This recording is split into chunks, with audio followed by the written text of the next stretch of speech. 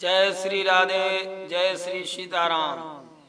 भक्तजनों, भगवान भूतेश्वर भोलेनाथ जो सिंह की छाला धारण करते हैं, यह सिंह की छाला इनको कहाँ से प्राप्त हुई, तो और ये क्यों धारण करते हैं, ये गुप्त रहस्यनीय एक भेद है जो शिवपुराण में इसका वर्णन मिलता है। शिवपुराण के अनुसार भगवान भोलेनाथ ने ये सिंह की छाला कब से धारण की है, तो सुनते हैं इस बहुत ही सुंदर पौराणिक कथा को। एक समय क्या हुआ, जब सतयुग में हिरण्यकश्यप और हिरण्याक्ष दो भाई दिति माँ के गर्भ से उत्पन्न हुए। हिरण्याक्ष ने पृथ्वी को रसातल में रखा तो भगवान ने 12 रूप धारण करके और हिरण्याक्ष का वध किया। इसके बाद हिरण्यकश्यप ने कठोर तपस्या की, जिससे परमपिता ब्रह्मा जी ने वरदान दिए। अनेकानेक वरदान पाने के बाद हिरण्यकश्यप सोचने लगा मैं अमर हो गया। उन्हीं के घर में 4 पुत्रों में से हिरण्यकश्यप का एक छोटा पुत्र था जिसका नाम था प्रहलाद।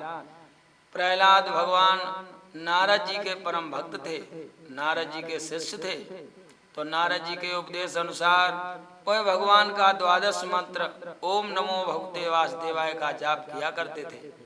हिरण्यकश्यप ने ये जाप छुड़ाने के लिए तरह तरह के यत्न किए, लेकिन प्रहलाद ने कोई भी बात अपने माता पिता और गुरु की नहीं मानी। जब नहीं मानी तो हिरण्यकश्यप ने आखिर में इनको मारना चाहा, तो भगवान नरसिंह रूप में अवतार लेते हैं। भगवान विष्णु मायापति ने नरसिंह रूप में अवतार लेकर के और हिरण्यकश्यप का वध किया। जब हिरण्यकश्यप का वध कर दिया तब नरसिंह भगवान का क्रोध अत्याधिक बढ़ा हुआ था। उनकी बहुएं चढ़ी हुई थी, लाल लाल नेत्र थे और जीभ लपलपा रहे थे, क्योंकि आधा शरीर सिंह का था। सिंह की गर्जना से तीनों लोग कांपने लगे।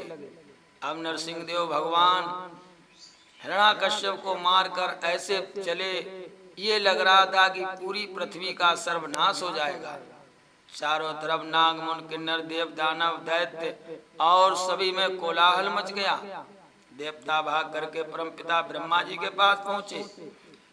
ब्रह्मा जी से अनुरोध किया कि हे परमपिता ब्रह्मदेव, इन भगवान नरसिंह का क्रोध कैसे शांत होगा। तो सभी ने उपाय किया। देवर्षि नारद जी ने उपाय किया, मैया लक्ष्मी ने उपाय किया। जब किसी का उपाय नहीं चला तो सभी देवता त्राहिमाम करते हुए भगवान भूतेश्वर भोलेनाथ के पास में पहुँचे। भोलेनाथ के पास में जैसे पहुँचे तो भोले बाबा की समाधि को भंग किया और भोले बाबा ने नेत्रों को खोला। भगवान भूतेश्वर भोलेनाथ सर्वदेवादिदेव कहने लगे, क्या बात है, तुम देवताओं हमारे पास किस लिए आए हो? क्या बात है, बड़े भयभीत लग रहे हो। सभी देवता हाथ जोड़ के कहने लगे, हे भगवान, यदि नरसिंह भगवान को रोका नहीं गया तो सारी सृष्टि प्रलय हो जाएगी। जब समाज ही नहीं रहेगा तो हम देवों की पूजा कौन करेगा। जब ऐसा कहा तो भगवान भूतेश्वर भोलेनाथ मुस्कुराते हुए उन्होंने अपने रुद्र अवतारी वीरभद्र को भेजा। वीरभद्र वहां से चला, जिसके लाल लाल नेत्र थे, बड़ी बड़ी डालें थीं, लंबी लंबी जटाएं थीं। हाथ में त्रिशूल लेकर वीरभद्र नरसिंह भगवान के सामने खड़ा हो गया।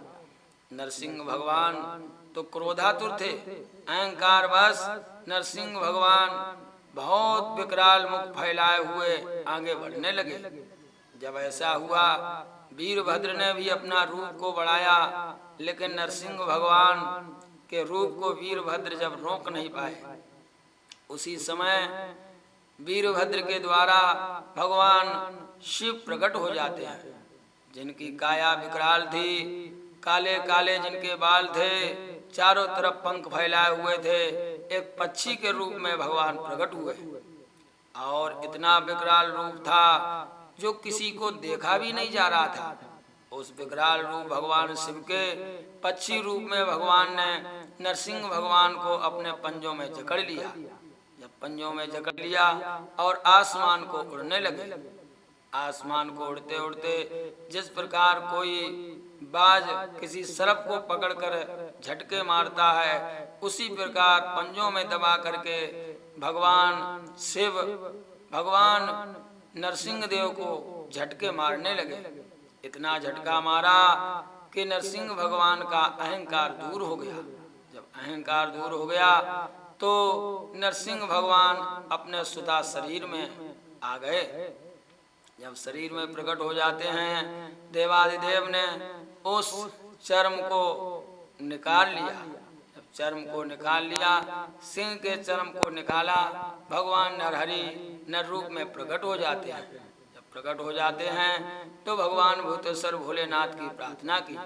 भगवान शिव भी प्रकट हो जाते हैं और कहने लगे, हे नरसिंह देव, आपका अहंकार प्रलयकालीन हो गया था, इसी कारणवश हमें आना पड़ा, आप क्षमा करें।